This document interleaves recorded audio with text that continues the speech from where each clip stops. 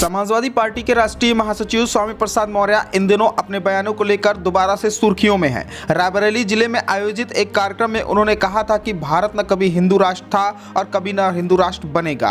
अब एक और बड़ा बयान दिया है। उन्होंने कहा कि हिंदू नाम का कोई धर्म नहीं है, यह केवल धोखा है। स्वामी प्रसाद मौर्य के इस बयान पर अयोध्या के महंत राजू दास का वीडियो सामने आया है, जहां वो स्वामी प्रसाद मौर्य के बयान पर जमकर अपना गुस्सा निकाल रहे हैं। सिर्फ इतना ही नहीं, और भी नेता हैं जो स्वामी प्रसाद मौर्य की मुखालिफत कर रहे हैं। समाजवादी पार्टी के राष्ट्रीय महासचिव और एमएलसी स्वामी प्रसाद मौर्य के ब्राह्मणवाद और हिंदू धर्म को लेकर दिए बयान पर हंगामा मच गया है। सुभाषपा प्रवक्ता अरुण राजभर ने सपा नेता पर जमकर निशाना साधा है। अरुण राजभर ने कहा कि स्वामी प्रसाद मौर्य लगातार हिंदू देवी देवताओं का और हिंदुओं की आस्था का पर सवाल खड़ा कर रहे हैं। इससे साफ जाहिर हो रहा है कि समाजवादी पार्टी को हिंदुओं से ज्यादा नफरत है। स्वामी प्रसाद मौर्य के एक कार्यक्रम में दौरान यह कहा कि ब्राह्मणवाद की जड़ें बहुत गहरी हैं और सारी विषमता का कारण ब्राह्मणवाद ही है। हिंदू धर्म नाम का कोई धर्म नहीं है, हिंदू धर्म केवल धोखा है। सपा एमएलसी स्वामी प्रसाद मौर्य के इस बयान पर सुभाषपा प्रवक्ता अरुण राजभर ने पलटवार करते हुए कहा कि सपा नेता जब ऐसी बयानबाजी करते हैं तो अखिलेश यादव के कुकर्मों को भूल जाते हैं। बीते 2022 विधानसभा चुनाव में ब्राह्मणवाद की जड़ें इतनी गहरी थी तो परशुराम की मूर्ति क्यों लगाना चले थे? अखिलेश यादव को बताना चाहिए। अरुण राजभर ने कहा कि स्वामी प्रसाद मौर्य लगातार बद्रीनाथ, केदारनाथ और काशीनाथ, विश्वनाथ पर सवाल खड़ा कर रहे हैं तो कभी रामचरितमानस पर सवाल खड़ा करते हैं। ऐसे में सपा मुखिया अखिलेश यादव को जवाब देना चाहिए कि आपको ब्राह्मणों से इतनी नफरत क्यों है। अरुण राजभर ने कहा कि अखिलेश यादव को यह भी बताना चाहिए कि आखिर आपको हिंदुओं से इतनी नफरत क्यों है।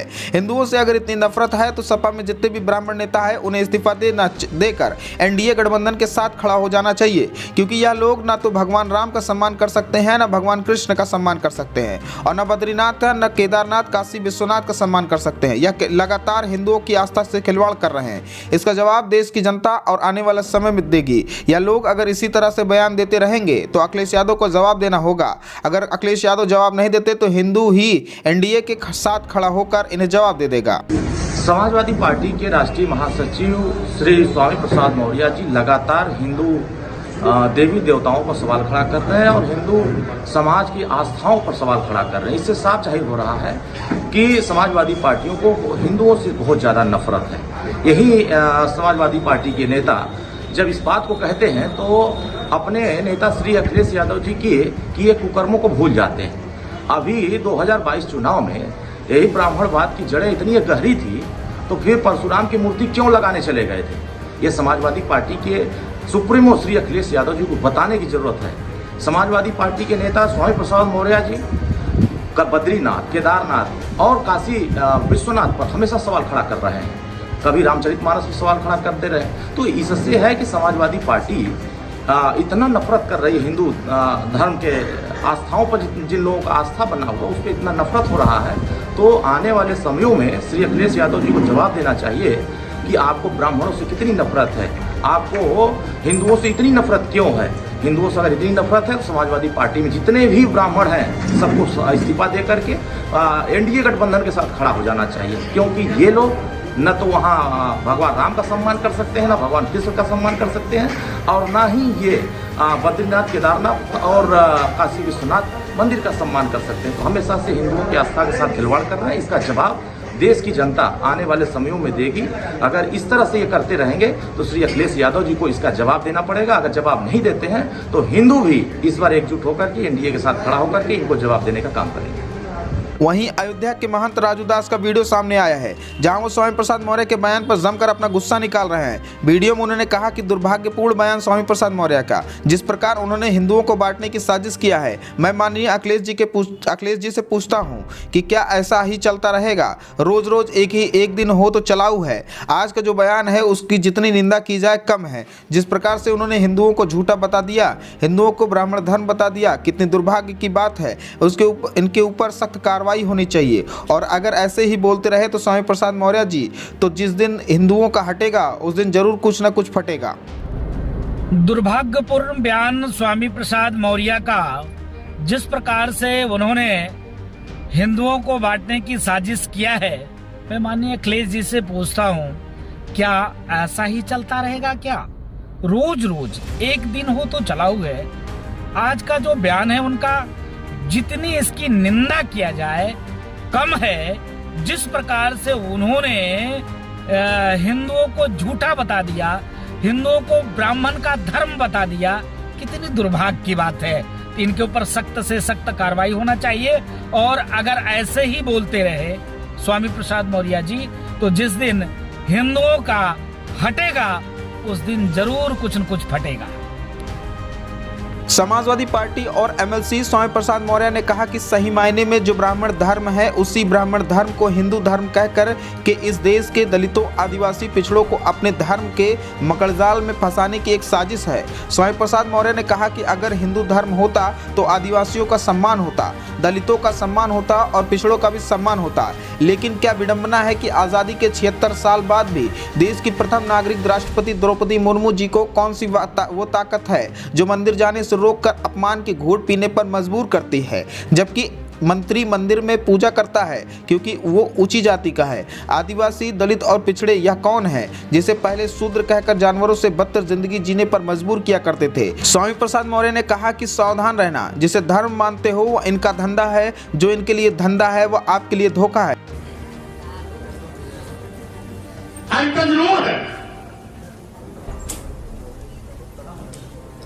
कि ब्राह्मणवाद की जहरें बहुत गहरी हैं और सारी विषमता का कारण भी ब्राह्मणवाद ही है। हिंदू धर्म नाम की कोई धर्म है ही नहीं। हिंदू धर्म केवल धोखा है।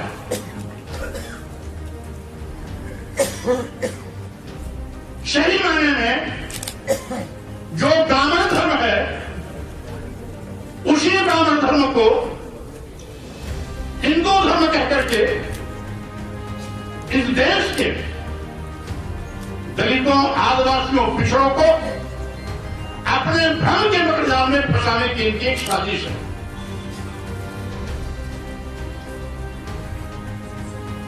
अगर वो हिंदू धर्म होता तो आदिवासियों का भी सम्मान होता, दलितों का भी सम्मान होता, पिछड़ों का भी सम्मान होता।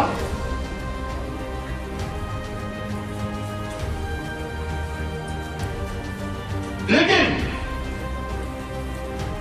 क्या विडंबना है, यह भी पूरे देश में आजादी के 75 साल के उपलक्ष्य में जश्न मनाया गया अमृत महोत्सव। इस बार 15 अगस्त को हम लोगों ने अपनी आजादी का जश्न मनाया 76वीं वर्षगांठ। यानी आजादी के 76 साल बीतने के बाद भी इस देश की प्रथम नागरिक, संविधान प्रमुख, राष्ट्रपति के पद पर आसीन द्रौपदी मुर्मू जी को कौन सी ताकत है जो मंदिर में जाने से रोककर अपमान की कड़वी घूंट पीने के मजबूर करती है।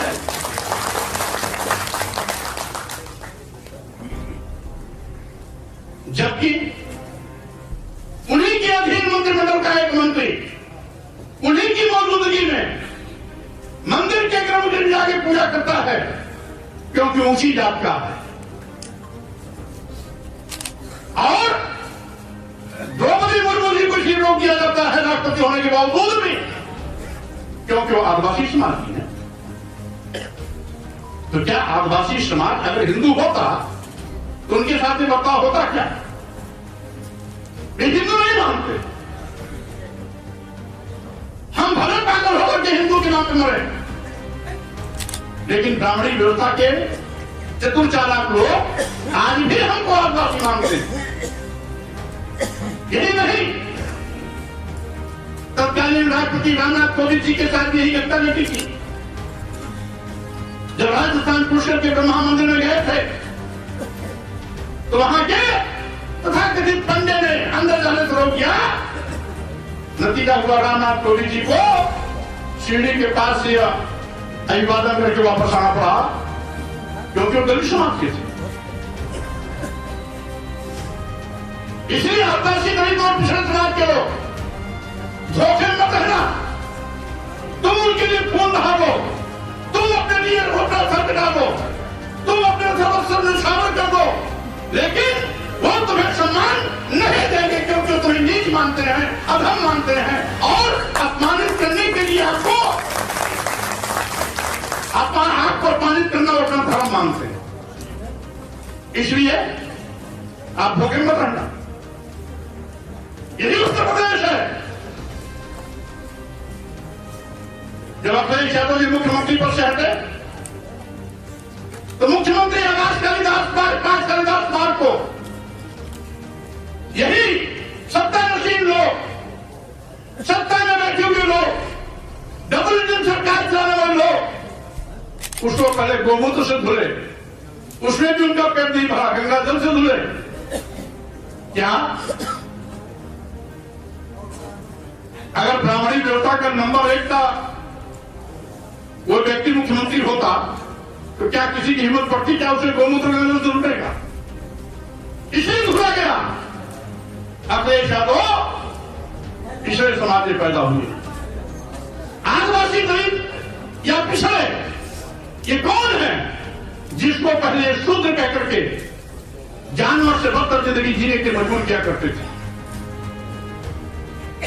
इसलिए धोखे मत रहना।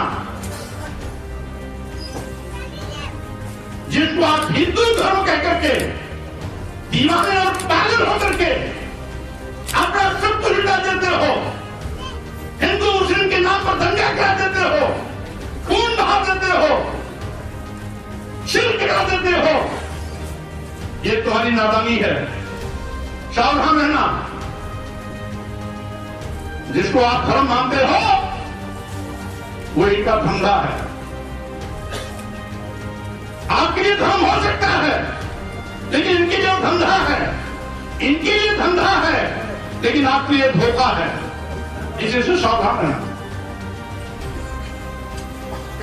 स्वामी प्रसाद मौर्य के खिलाफ बगावत के सुर इनकी ही पार्टी में उठ रहे हैं। आईपी सिंह ने ट्वीट करते हुए लिखा, स्वामी प्रसाद मौर्य को धार्मिक मुद्दे पर हर दिन बोलने में से बचना चाहिए। अपने वर्षों पहले बौद्ध धर्म को स्वीकार कर लिया था। इसका यह मतलब कतई नहीं कि आप हिंदू धर्म की लगातार आलोचना करें। अब 5 वर्ष बीजेपी में रहते हुए ये मुद्दा नहीं उठाए। आपको ऐसे विचारों से पार्टी हरगिज सहमत नहीं हो सकती। आपके यह निजी विचार हो सकते हैं। जाति जनगणना पर लड़िए, आरक्षण का हक मार रही बीजेपी सरकार उस पर लड़िए, पीडीए की लड़ाई लड़िए, अति पिछड़े वर्ग अति दलित वर्ग की लड़ाई लड़िए, बीएचयू में पिछड़े वर्ग के छात्रों को छात्रावास मिले उसकी लड़ाई लड़िए। अब इस पूरे मामले पर, इस नसीहत को लेकर आपकी क्या राय है कमेंट करके जरूर बताएं। मिलते हैं किसी और वीडियो के साथ, तब तक के लिए नमस्कार, अलविदा।